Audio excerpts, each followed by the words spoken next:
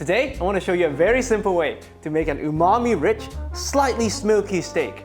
All you have to do is to stop by an Asian supermarket on your way back from the butcher and get some of this Katsuobushi, dried, smoked skipjack tuna. If you've ever been to a Japanese restaurant and had a non-vegetarian dish, you would have had katsuobushi of some form. It is the primary ingredient in beef udon. The umami content from the inosinic acid intensifies the savouriness of the beef. It is, in my opinion, one of the meaty taste catalysts. And of course, the smokiness would infuse the surface of the beef. If you've never used it before and you're worried about the so-called fishiness, if it's not too fishy for beef udon, not too fishy for pork ramen, it's good enough for a steak.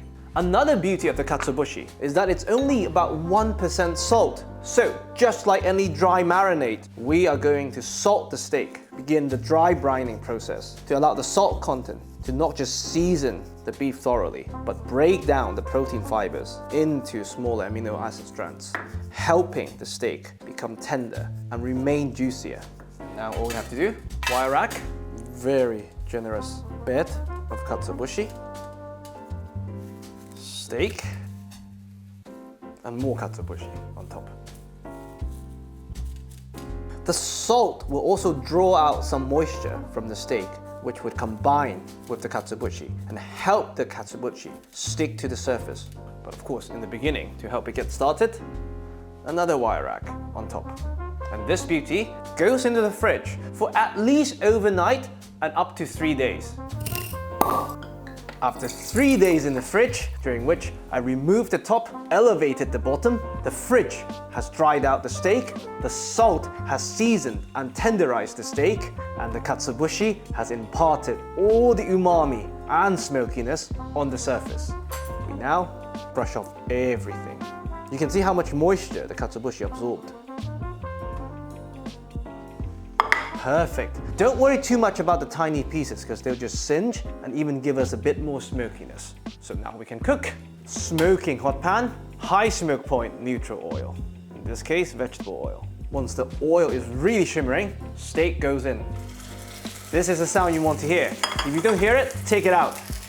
And we press it down to maximize the surface area that is in contact with the hot pan, with the hot oil, causing caramelization and the Maillard reaction. That's what's going to make our steak taste meaty. Of course, you can cook it however you like. Besides the browning, the only objective of the exercise is temperature control. You want the core temperature to get to about 48 degrees Celsius, and the resting would bring it to 54. Medium rare, which is how I like my steaks. Once you can see a golden crust around the edges, and flip. Look at the color. We finish with a bit of butter.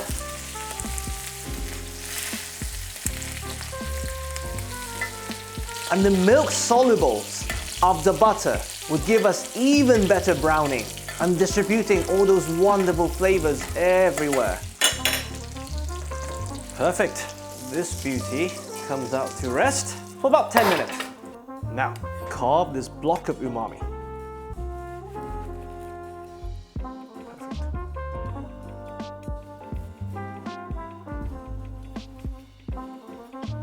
Lunch is ready.